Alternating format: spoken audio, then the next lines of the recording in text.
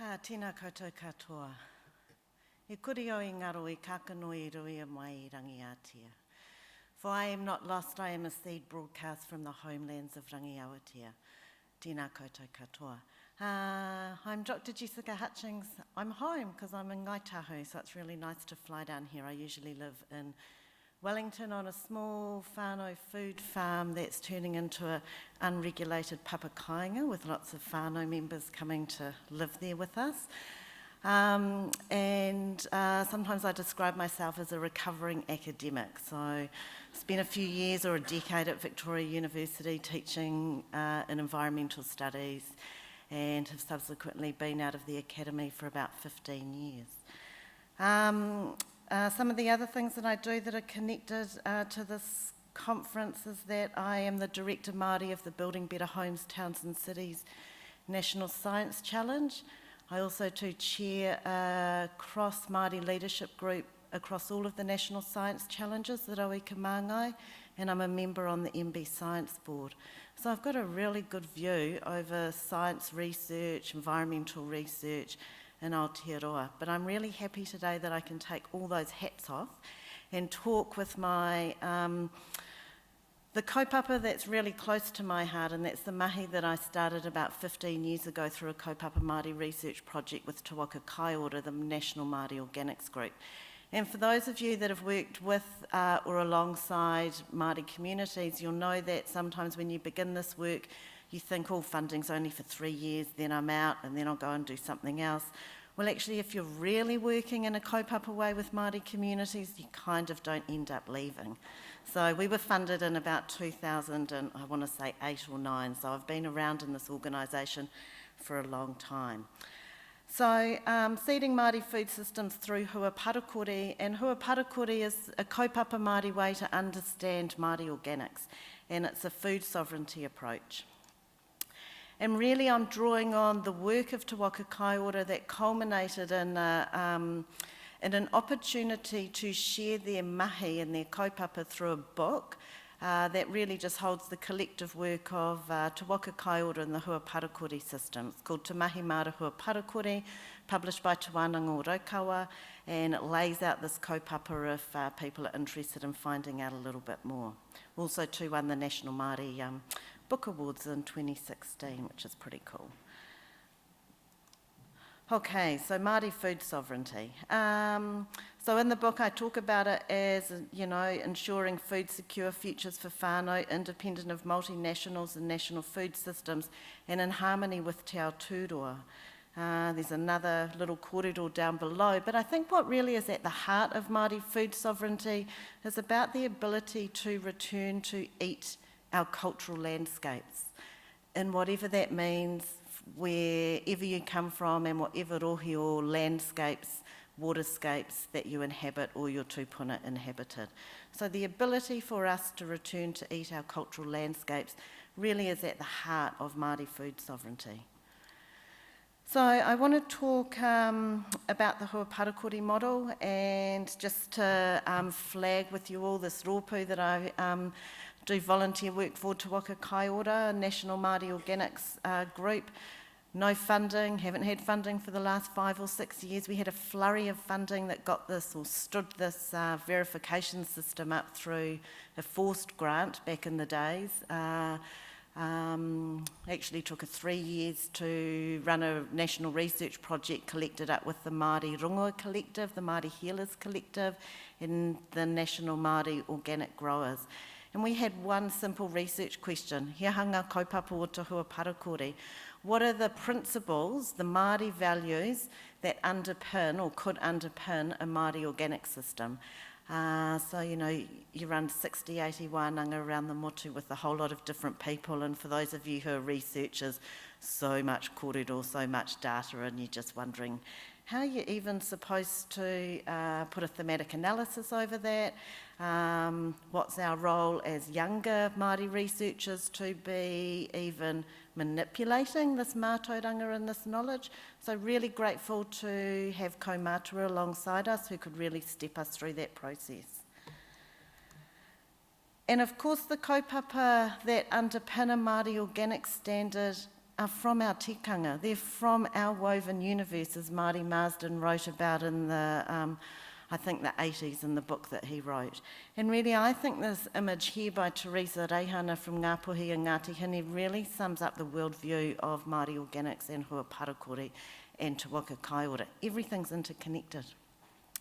And when we talk about provenance stories, I really urge us to connect into the cultural mana whenua landscapes in Aotearoa when we're talking provenance.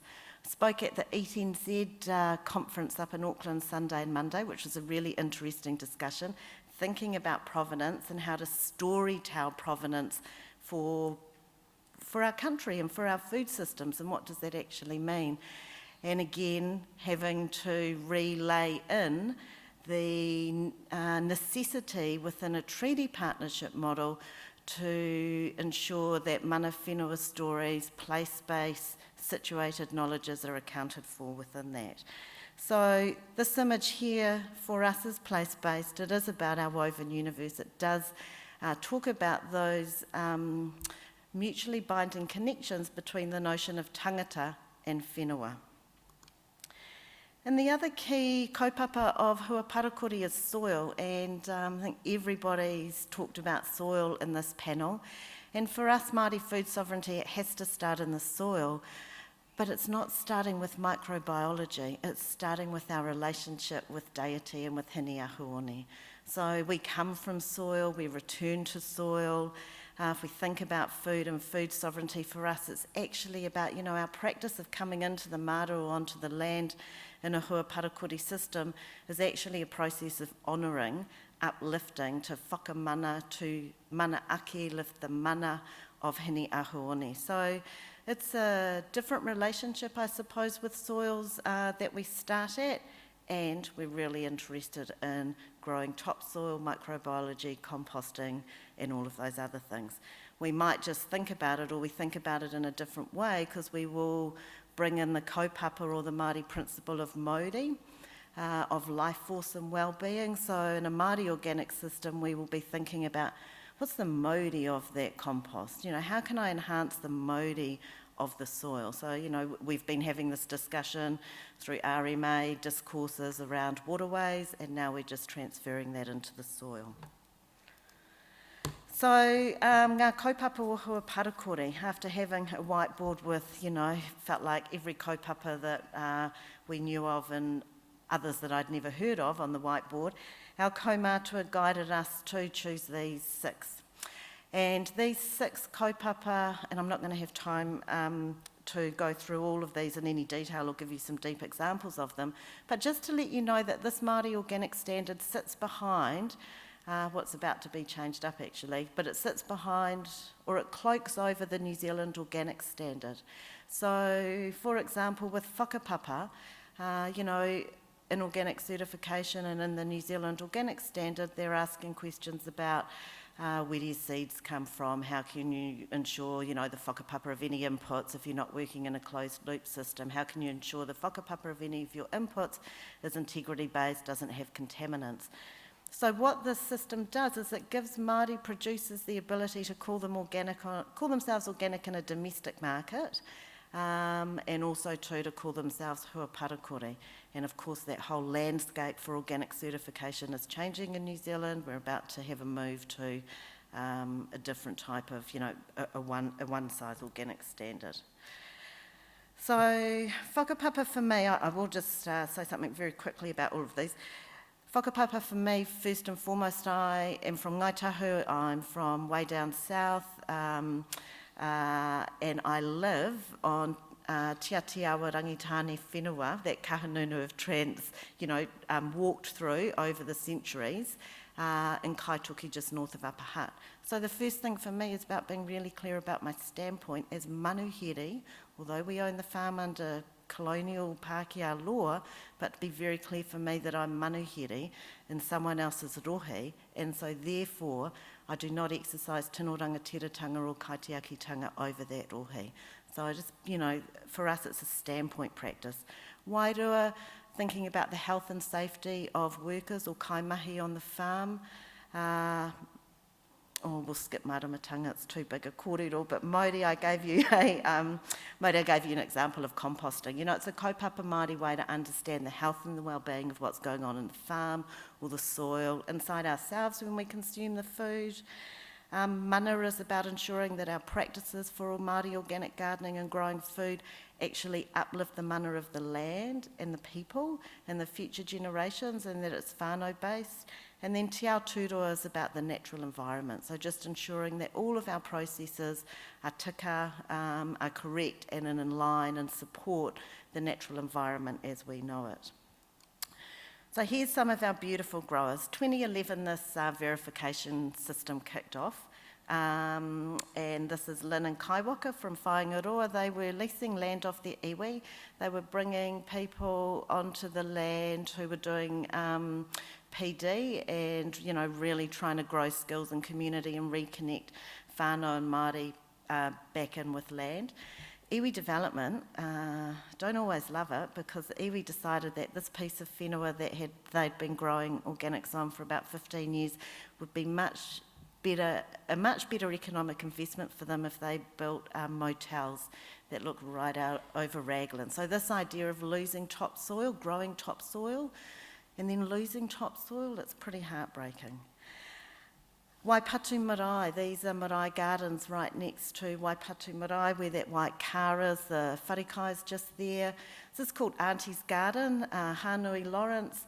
Very clever kaupapa she had. She called it Aunties Garden because she made different aunties responsible with their whānau for little sections of their garden, yeah. So that's a good kaupapa. But again, you know, it's really hard to hold this sustainably. I was with Hanui a few months ago, and you know, it's not a given that this will pass on to the next generation, because the relationship is just held between the trust in the relationship, the mana in the relationship is with her. And so, you know, you kind of really got to cultivate those relationships to carry on. So this is another potential loss of topsoil on certified organic Māori land. And then Geneva and Ray. So these were our first Hua Parakore growers. They were Organic Farm NZ certified. They were in the far north. They're growing yakon, market gardeners. They were really pushing for some type of organic verification system in New Zealand that could recognise kaupapa Māori. We got 4 of them, and not one of them would even let you know that you are in Aotearoa with an Indigenous population, hence the birth of Hua Parakore. So they were really tired of being Organic Farm NZ certified, because nothing about it allowed them to express their taha Māori or their wairua Māori. And so they were really supportive and real drivers of saying, come on, Te Waka Kai Ora, let's move forward and get this organic certification underway. And then just finally, sharing some reflections. We face every classic situation of a community group without funding. We had a big burst of funding, which kind of, you know, stood up a system, but it didn't stand it up operationally, because then we weren't able to find funding to stand it up operationally. And this is a story, as I've talked with other Indigenous food communities and Cultivate Christchurch, I'm just checking in with you about Mawao farms in Waianae in Hawaii, doing amazing things. So, you know, there's other Indigenous organic initiatives that are going on, and they suffer these same issues. Sustainable funding. We lose the work-ons, you know, it's like people come and they do a little bit and then they've gone, and so we've lost that kind of institutional knowledge. Leaving the gains behind of funded work. You know, we had Māori organic growers on our governance board. You know, we really needed directors that had financial management skills, governance skills, all of those things that you would put onto a board. Our chairperson, Matua Pusi Tipini, passed away 2 years ago, and the organisation has not reappointed a chair. So it's just working through all of those types of processes. And for me, really, I think, you know, we need to collaborate. We can't work individually and in silos, and so how can we collaborate to be able to stand up some of these initiatives? All the Hua Parakore is a framework. and so it can be transferred. Māori farms in Hawaii, our whanaunga up in the Pacific, have taken on board Hua Parakore verification because it gives them an Indigenous framework to tell their own Indigenous stories in terms of what they're doing with the land, which is very similar to what you guys are doing. It's growing organic food and growing youth leadership. So you put youth in relationship with the land and you get this kind of, kia pua waitia, you get this blossoming happening. And I think the other thing that I really want to end on is about the potential to re-story, this notion of storying our modern Indigenous food systems and our food stories. And the Hua Parakore model really has provided an opportunity to do that. So just on the storying, we're also too involved in another research project that is called Storying Kaitiakitanga.